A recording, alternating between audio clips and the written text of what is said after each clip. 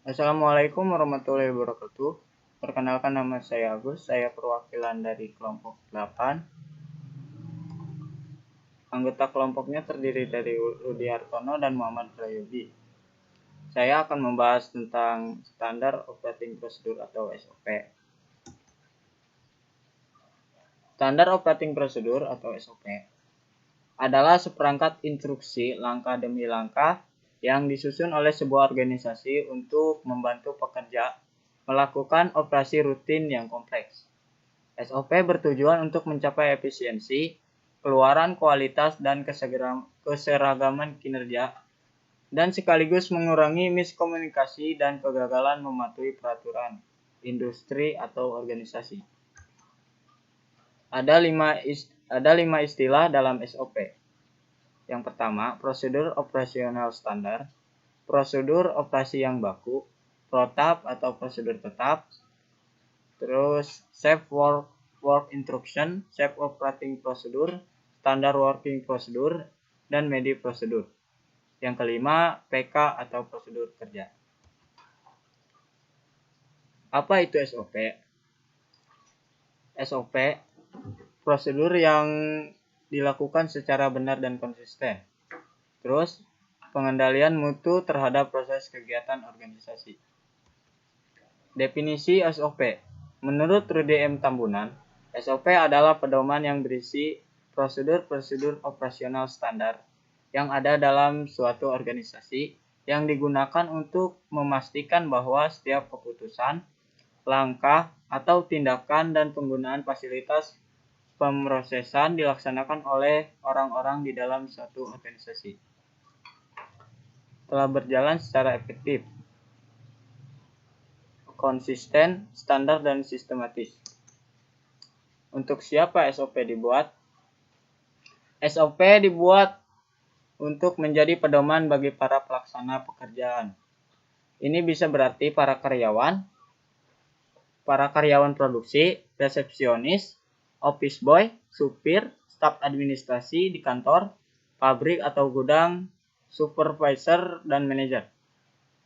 SOP akan berbeda untuk pekerjaan yang dilakukan sendirian, untuk pekerjaan yang dilakukan secara tim, dan untuk pengawas pekerjaan tersebut.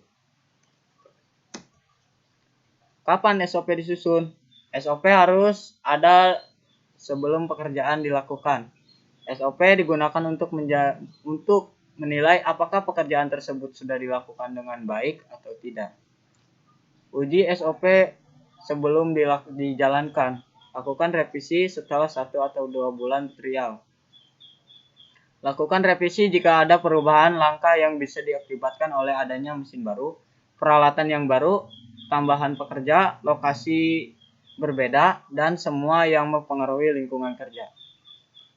Mintakan masukan dari para pelaksana untuk menjadi bahan perbaikan SOP secara teratur. Sepanjang apa SOP disusun? Tidak ada aturan yang membatasi panjang pendeknya SOP, karena SOP digunakan oleh berbagai macam orang untuk tujuan yang berbeda, dengan tetap harus lengkap dan akurat. Walau demikian, SOP yang ringkas akan lebih memudahkan para pelaksana. Dengan demikian, sebuah prosedur kerja yang panjang dibagi menjadi 2 atau 3 SOP. Seperti dipisah menjadi SOP tahap persiapan, SOP tahap pelaksanaan, dan SOP tahap penyelesaian. Siapa yang menyusun SOP? Idealnya, SOP disusun oleh satu tim yang terdiri atas yang pertama, penulis SOP atau author. Yang kedua, pelaksana di lapangan, employee. Dan yang ketiga, pengawas lapangan atau supervisor. Yang keempat, atasan pengawas atau manajer. Persiapan SOP. SOP disusun tim penyusun SOP yang memiliki pengetahuan dan pengalaman dalam bidangnya. SOP juga harus tertulis, menjelaskan secara singkat langkah demi langkah dalam tampilan yang mudah dibaca dan dipahami. Ada 3 jenis SOP. Yang pertama, sederhana. langkah-langkah yang ringkas dan hanya memerlukan sedikit keputusan. Yang kedua, hierarki atau artinya dengan langkah-langkah yang rinci, panjang, dan konsisten. Yang ketiga, flowchart yang berisi banyak keputusan-keputusan atau pertimbangan-pertimbangan. SOP juga berbentuk dokumentasi dan diagram atau alur kerja atau bisa disebut flowchart. Terima kasih. Sekian dari saya. Jika ada pertanyaan silahkan ditulis di kolom komentar. Wassalamualaikum warahmatullahi wabarakatuh.